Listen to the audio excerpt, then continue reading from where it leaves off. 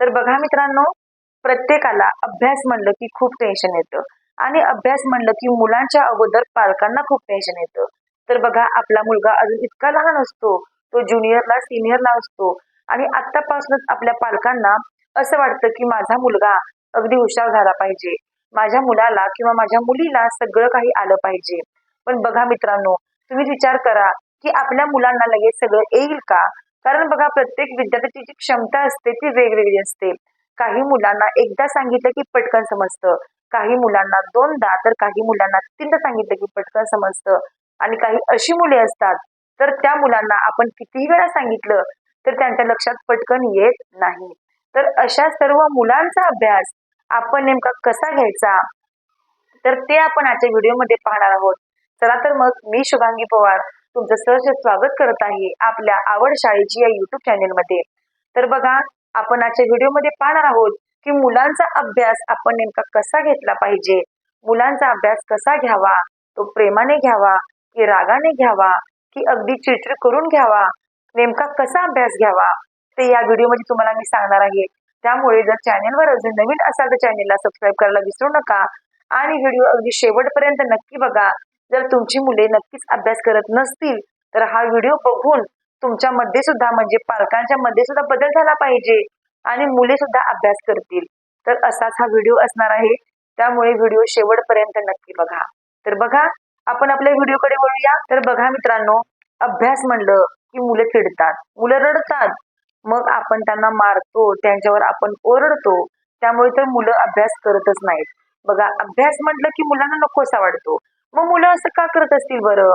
तर बघा, आपणच आपल्या मुलांना अगदी प्रेमाने सांगितलं पाहिजे, त्यांना आपण रागाने नसलं सांगितलं पाहिजे. कारण जर मुलांना आपण रागाने सांगितलं, जर त्यांना आपण त्यांच्यावर प्रेशर टाकलं, तर ती मुले अजिबात अभ्यास करणार नाहीत. तर त्यामुळेच आपण आपल्या मुलांना अगदी प्रेमाने सांगितलं पाहिजे की त्यांचा अभ्यास आपण नेमका कसा घेतला पाहिजे. तर तुम्हाला यामध्ये एकूण 5 पॉईंट तुम्हाला सांगणार आहे आणि जर तुम्ही ते 5 पॉईंट फॉलो केलेत तर नक्कीच तुमचा मुलगा किंवा तुमची मुलगी अभ्यास नक्कीच करेल. पण त्यासाठी आपण आपली सुद्धा मानसिकता बदलली पाहिजे आणि हे सर्व पॉईंट जे आहेत ते पॉईंट प्रमाणे जर तुम्ही अभ्यास मुलांचा घेतलात तर नक्कीच तुमच्या मुलांच्या मध्ये त्याचा प्रभाव नक्कीच दिसणार आहे. तर बघा, त्यामधला पहिला जो पॉईंट आहे, तर तो पॉईंट काय आहे बघा. तर बघा मित्रांनो, इथं आपला पहिला पॉईंट काय आहे, तर पहिला पॉईंट असा आहे की अभ्यास म्हणजे टेन्शन की आनंद. अभ्यास म्हणजे टेन्शन की आनंद. बघा, हे जे समीकरण आहे ना, ते समीकरण आपण बदललं पाहिजे. जो अभ्यास आहे तो अभ्यास आनंददायी जर व्हायचा असेल तर आपण हे समीकरण बदललं पाहिजे. अभ्यास म्हणजे टेन्शन नाही, तर अगदी आनंदाने मुलांनी अभ्यास केला पाहिजे. तर आपण हे समीकरण तिथे यूज केलं पाहिजे. तर बघा, आपण आपल्या मुलांच्यावर दबाव टाकतो, बरोबर?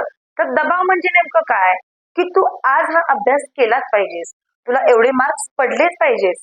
आपण हे मुलांना सारखं त्याची आठवण त्या मार्कांची करून देतो. मुलांना आपण सांगतो, तो जेव्हा शाळेतून घरी येतो किंवा जेव्हा मुलगी शाळेतून घरी येते, तर तेव्हा आपण काय म्हणतो की तुला एवढे मार्क्स पडलेच पाहिजे, तू हा अभ्यास केलाच पाहिजेस.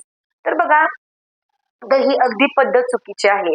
आपण आपल्या मुलांना असा दबाव, असं प्रेशर आपण टाकलं नसलं पाहिजे. तर अगदी त्यांना आनंदाने आपण शिकवलं पाहिजे. म्हणजेच काय, तर मुलांना आपण टेन्शन येऊ न देणे किंवा मुलांना आपण प्रेशर मध्ये टाकायचं नाही.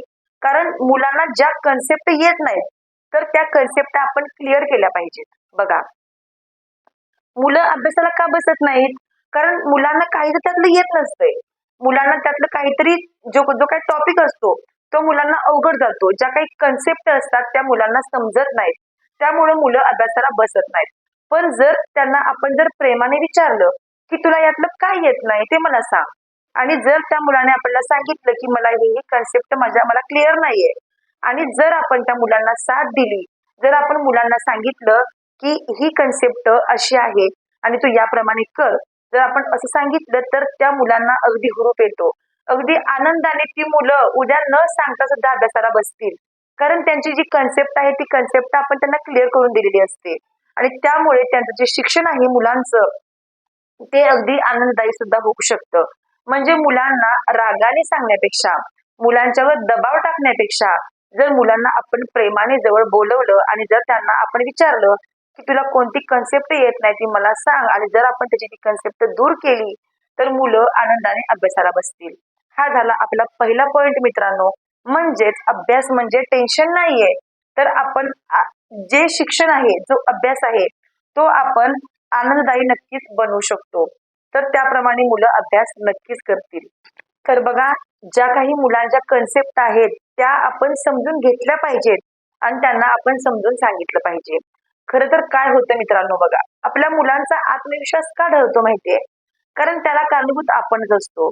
कारण आपण आपल्या मुलाचं इतरांशी कम्पेअर करत असतो. बघ त्या मुलगीला किती येतं, बघ त्या मुलाला किती येतं, तो किती हुशार आहे, ती किती हुशार आहे, त्याला एवढे मार्क्स पडले, तुला एवढेच कमी मार्क्स पडले. तर सतत आपण आपल्या मुलांना असं म्हणत असतो, कारण आपणच आपल्या मुलांना कमी लेखत असतो. आणि म्हणून म्हणून मुलांना काय वाटतं की मला आता येतच नाही काय, त्यामुळं मी कशाला अभ्यास करू, हे मुलांच्या मानसिकता मुलांची निर्माण होते. म्हणून आपण मुलांना इतरांशी कम्पेअर नसलं केलं पाहिजे. तर आपल्या मुलांना ज्या काही कन्सेप्ट येत नाही तर त्या मुलांना आपण समजून सांगितलं पाहिजे. तर बघा, हा झाला पहिला पॉइंट. आपण आपली पण मानसिकता योग्य केली, आपण आपल्या मुलांची पण मानसिकता योग्य केली. आपण आपल्या मुलांना दबाव न येऊ देता त्यांचा आपण अभ्यास घेतला. हा झाला पहिला पॉइंट, बरोबर. आता दुसरा पॉइंट काय आहे बघा, अभ्यासाची वेळ आणि जागा. तर बघा मित्रांनो, दुसरा आपला जो पॉइंट आहे तो असा आहे की अभ्यासाची वेळ आणि जागा. तर बघा, आपण आपल्या मुलांची जी अभ्यासाची वेळ आहे ती वेळ आपण योग्य ठेवली पाहिजे. ती वेळ आपण एकच वेळ ठेवली पाहिजे. म्हणजे त्या वेळेला मुलं मनाने अभ्यासाला बसतील. म्हणजेच बघा, आता मुलांची शाळा दिवसभर असते 11 ते 5, तर ती मुलं शाळेमध्ये दिवसभर अभ्यास करतात.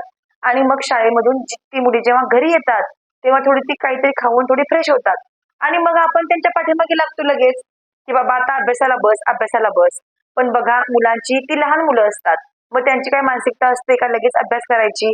कारण दिवसभर त्यांना शाळेमध्ये म्हणजे कंटाळा आलेलं असतं मुलांना अभ्यास करून करून. तर आपण त्या मुलांना जेव्हा ती मुलं शाळेतून घरी येतात तेव्हा त्यांना आपण थोडं खेळायला पण सोडलं पाहिजे. 1 तासभर जरी मुलं खेळली तरी परत त्यांना काय होतं की खेळल्यानंतर त्यांना अभ्यासासाठी त्यांना एनर्जी येते, त्यांना हुरूप येतो. आणि जर मुलं खेळून खेळून जर आली तर त्यांना आपण योग्य वेळ दिली पाहिजे अभ्यासाला. म्हणजे तोपर्यंत काय होतं की थोडी मुलं फ्रेश होतात. म्हणजे जर तुम्ही मुलांना थोडं 1 तासभर खेळून जर त्या मुलांचा तुम्ही अभ्यास घेतला तर त्या मुलांना तीच सवय लागते. शाळेतून घरी आली ती मुले थोडा 1 तासभर खेळतात आणि मनाने दप्तर घेऊन ते अभ्यासाला बसतात. तर अशा प्रकारे मुलांची योग्य वेळ आपण निवडली पाहिजे. आणि बघा, आता आता आपणच एक्झाम्पल घ्या. जर समजा आपणच एखाद्या ऑफिसमध्ये कामाला असू आणि जर आपण दिवसभरामध्ये ते काम आपण पूर्ण केलं आणि घरी सुद्धा आल्यानंतर जर आपल्याला कोणी तेच काम आणून दिलं ऑफिस मधलं, तर आपल्याला किती कंटाळा येतो. बघा, आपण त्यांना काय म्हणणार की बाबा दिवसभर आता मला हे काम करून कंटाळा आलाय आणि घरी पण तू तेच आणलंस का? तसंच सेम मुलांचं असतं. अहो, कंटाळा आपल्याला येतो, मग तर ती लहान मुलं आहेत, मग त्यांना नाही का कंटाळा येणार? मग त्यांनाही तसंच आहे. मुलांना शाळेतनं आल्याबरोबर आपण क्लासला वगैरे पाठवतो. बघा, म्हणजे त्या मुलांना अजिबात मोकळीक नाही. शाळेतून घरी यायचं, आलं की लगेच क्लासला जायचं. क्लासवरून आलं की आपण त्यांना म्हणतो आता क्लासचा अभ्यास कर, शाळेचा अभ्यास कर. मग त्यांना आपण पुन्हा अभ्यासाला बसवतो. म्हणजे फक्त अभ्यास आहे की अभ्यास, मुलांना बाकीचं काहीच नाही. तर मुलांचा सगळ्या प्रकारे विकास झाला पाहिजे मित्रांनो. मुलांचा शारीरिक विकास झाला पाहिजे, मुलांचा भावनिक विकास झाला पाहिजे, मुलांचा क्रियात्मक विकास झाला पाहिजे आणि मुलांचा बौद्धिक सुद्धा विकास झाला पाहिजे. आपण फक्त मुलांचा सध्या बौद्धिकच विकास करतोय. हे बाकीचे जे विकास आहेत ते मुलांचे होतच नाहीत. मग हे सर्व विकास मुलांचे झालेच पाहिजेत. कारण खेळणं पण तेवढंच महत्वाचं आहे. कारण खेळल्यामुळे काय होतं की मुलं ऍक्टिव्ह होतात. जे काही शरीराचे अवयव आहेत मुलांचे ते क्रियाशील राहतात. त्यामुळे मुलांना ते पण खूप महत्वाचं आहे. मग आपण काय करतो, मुलांना शाळेतून आले की क्लासला पाठवतो. मग तिथून आलं की बाबा क्लासचा अभ्यास कर, शाळेचा अभ्यास कर, ही मुलं करतात, जेवून झोपतात. बघा, बाकीचं मुलांना काहीच ऍक्टिव्हिटीज करायला मिळत नाहीत. तर हे सगळं आपण बंद केलं पाहिजे मित्रांनो. थोडं त्यांनाही आपण वेळ दिला पाहिजे आणि थोडा वेळ त्यांच्यासोबत आपण सुद्धा घालवला पाहिजे. बघा, म्हणजे अभ्यासाची जी योग्य वेळ आहे ती वेळ निवडली पाहिजे. आता जागा, म्हणजे अभ्यासाला आपण योग्य जागा निवडली पाहिजे. म्हणजे कुठेही बेडवर वगैरे बसून किंवा सोफ्यावर बसून अभ्यास नाही केला पाहिजे. कारण जर अशा ठिकाणी जर तुम्ही बसलात तर तिथं आपल्याला माहितीये आपल्याला आळस येतो, कंटाळा येतो, आपल्याला झोप येते. त्यामुळे जर टेबल खुर्ची वगैरे असेल तर ती गोष्ट एकदम चांगली. मग तिथे तुम्ही मुलांचा अभ्यास उत्तम प्रकारे घेऊ शकता. तर हा झाला दुसरा पॉइंट, बरोबर. हा झाला दुसरा पॉइंट. बघा, इथं आपण मुलांना टेन्शन नाही दिलं पाहिजे, दबाव नाही आणला पाहिजे. त्यांचा आपण जो अभ्यास आहे तो आपण आनंदाने घेतला पाहिजे. हा झाला पहिला पॉइंट. त्यानंतर अभ्यासाची योग्य वेळ निवडली पाहिजे, योग्य जागा निवडली पाहिजे. हा झाला दुसरा पॉइंट. आता बघा तिसरा पॉइंट काय आहे. तिसरा पॉइंट आहे असा आहे की मुलांना टीव्ही आणि मोबाईल या वस्तूंपासून आपण दूर ठेवलं पाहिजे अभ्यास करताना. तर बघा, आता जर मुले अभ्यास करायला बसली आणि जर टीव्ही चालू असेल किंवा जर मोबाईल वगैरे जवळ असेल तर तो मोबाईल वाचतो, आणि जर जवळ मोबाईल दिसला तर तो मुलांना बघूच वाटतो. त्यामुळे आपण मुलं जेव्हा अभ्यास करायला बसतात तेव्हा ती जागा शांत असली पाहिजे, स्वच्छ असली पाहिजे, शांत असली पाहिजे. तिथं कुणाचाही डिस्टर्ब झाला नसला पाहिजे मुलांना. आणि हे खूप महत्वाचं आहे, कारण जर टीव्ही बघत बघत अभ्यास केला तर त्यांच्या काहीच लक्षात राहणार नाही. किंवा जर मोबाईल तुम्ही तिथे बघत बसला असाल मग मुलांनाही तो मोबाईल बघू वाटतो. त्यामुळे थोडं आपण सुद्धा थोडं कंट्रोलमध्ये राहिलं पाहिजे. टीव्ही पासून, मोबाईल पासून सुद्धा आपण अलिप्त राहिलं पाहिजे, आणि मग आपली मुलं सुद्धा त्यापासून दूर राहतील. आणि या दोन वस्तूपासून जर मुलांना लांब ठेवलं तर त्यांचा अभ्यास अगदी व्यवस्थित होणार आहे. तर हा झाला तिसरा पॉइंट. आता चौथा पॉइंट काय आहे बघा. तर बघा, आता इथे आपला चौथा पॉइंट आपण काय घेतला की शिकवण्याची योग्य पद्धत. तर बघा, शिकवण्याची पद्धत आपली योग्य असली पाहिजे मित्रांनो. तर तुम्हाला यामध्ये मी 2 स्टेप सांगणार आहे.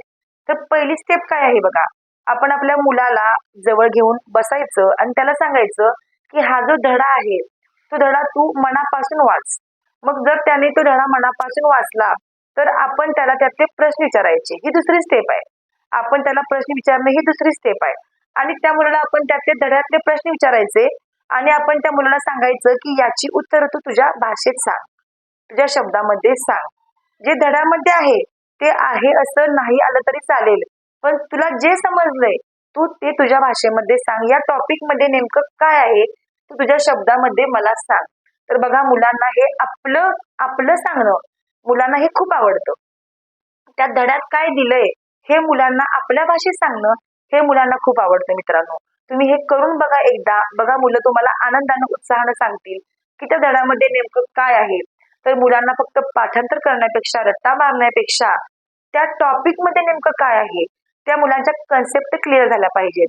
आणि आपल्याला जे समजलेलं असतं तर ते आपल्याला आयुष्यभर लक्षात राहतं.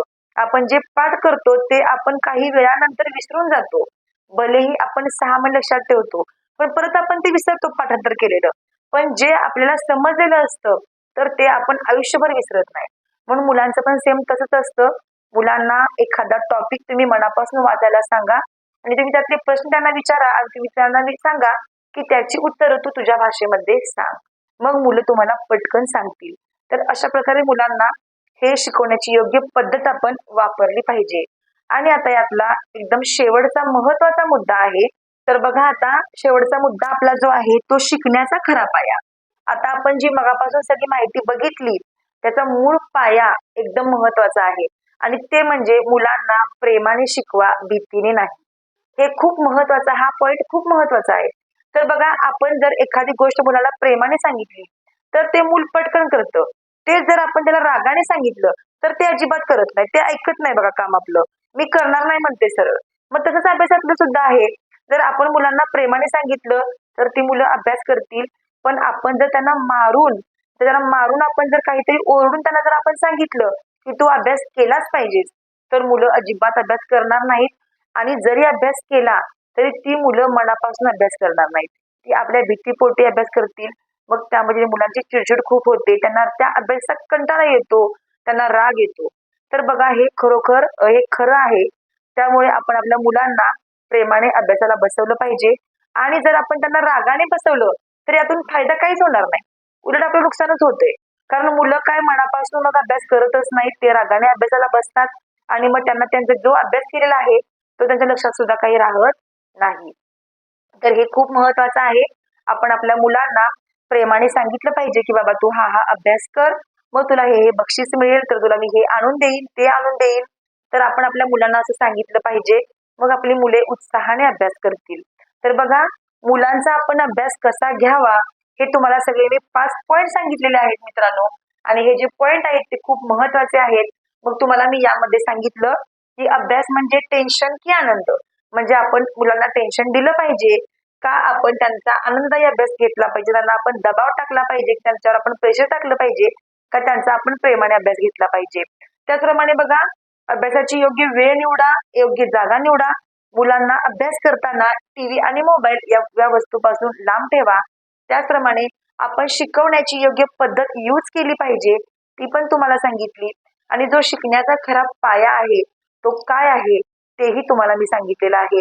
तर बघा, यामधले जे पॉइंट आहेत ते खूप महत्वाचे आहेत आपल्या मुलांसाठी आणि तुमच्यासाठी सुद्धा. आपण आपली मानसिकता बदलली पाहिजे आणि मगच आपली मुलं भविष्यामध्ये घडतील. तर अशा प्रकारे बघा, जर तुम्हाला व्हिडिओ आवडला असेल तर नक्कीच लाईक करा व्हिडिओला, कमेंट करून सांगा तुम्हाला हा व्हिडिओ कसा वाटला. चला तर मग आपण असंच भेटू आणखीन एका नवीन व्हिडिओ सोबत. तोपर्यंत धन्यवाद.